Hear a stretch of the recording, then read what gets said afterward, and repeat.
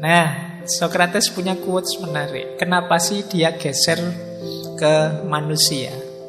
Karena bagi Socrates, it is not living that matters, but living rightly.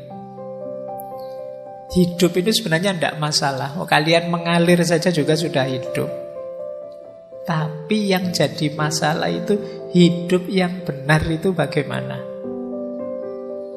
Kalian kan rutin hidup selama ini mengalir saja kan bisa. Ikut yang lain Pak, yang lain sekolah ya sekolah, yang lain kuliah ya kuliah, yang lain kawin ya kawin, kerja ya kerja. Nanti punya anak, mengalir saja bisa. Kalau sekedar hidup ya bisa. Tapi masa hidup sekedar hidup? Nah, maka yang lebih penting apa? Living rightly, hidup yang benar. Seperti apa? Nah, ini yang jadi kunci nanti yang dikejar oleh Socrates. Gimana sih kita cara hidup yang benar itu?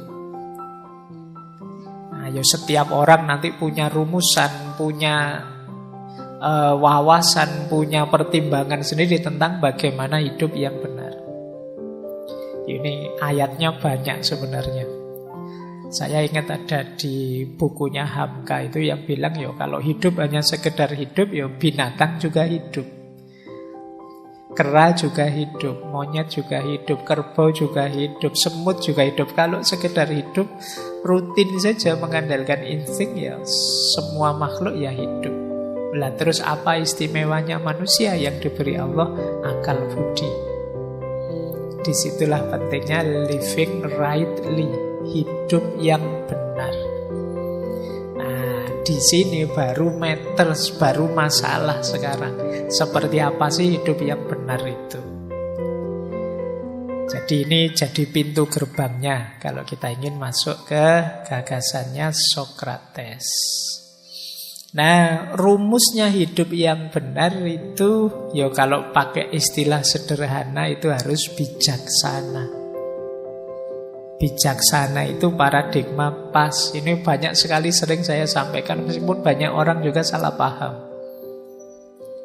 Bijaksana itu ketika kita bisa menerapkan, menggunakan, mengaplikasikan kebenaran cocok dengan ruang dan waktunya. Saya ada yang tanya, pas saya ngomong Pak, saya ngomong benar itu belum mesti bijaksana. Ada yang tanya, loh berarti kita harus salah kalau begitu Pak. Loh mikirnya tidak begitu. Jadi benar belum mesti bijaksana itu jangan hanya berhenti di kebenaran.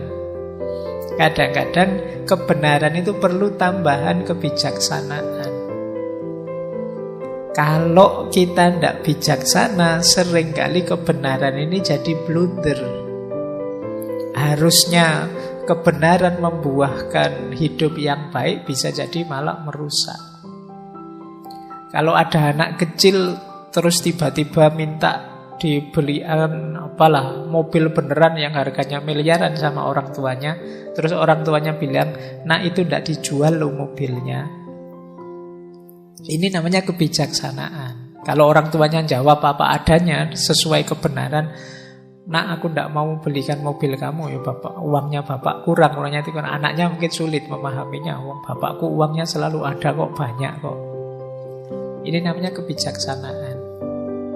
Kalau ada temanmu, sering saya contohkan ya, temanmu sedang agresif, ngamukan, itu ya jangan dinasehati untuk mari kita berjihad, mari kita. Nah, situasinya tidak cocok, nanti dia tambah terbakar. Jangan diprovokasi. Nah, saya lihat banyak di medsos hari ini itu kita itu banyak yang suka manas-manasi, mancing-mancing.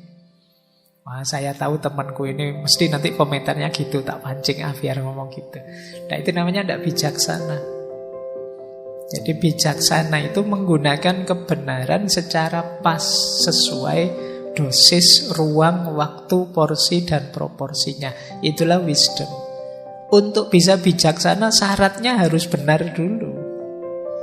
Jadi setelah kebenaran baru kebijaksanaan. Tidak berhenti sekedar kebenaran. Jadi bukan anti kebenaran. Karena kemarin saya lihat di medsos ada yang bilang bahwa wah, berarti ini anti kebenaran Pak, pro kebijaksanaan saja. Tidak begitu. Untuk bisa bijaksana ya kita harus tahu kebenarannya.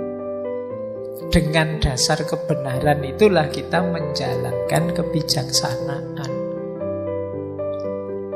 Oke, ya kayak mahasiswa ujian itu loh, kadang-kadang memang dosennya perlu bijaksana. Kalau dosennya berhenti pada kebenaran, ya mungkin banyak yang tidak lulus.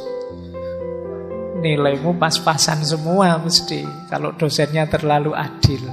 Untungnya Allah itu ya'muru bil adli wal ihsan, memerintahkan adil tapi sekaligus ada ihsannya lah. Kalau hanya adil ya mahasiswa ini harusnya nilainya C, tapi karena wal ihsan ya lumayan lah ditambahi jadi B.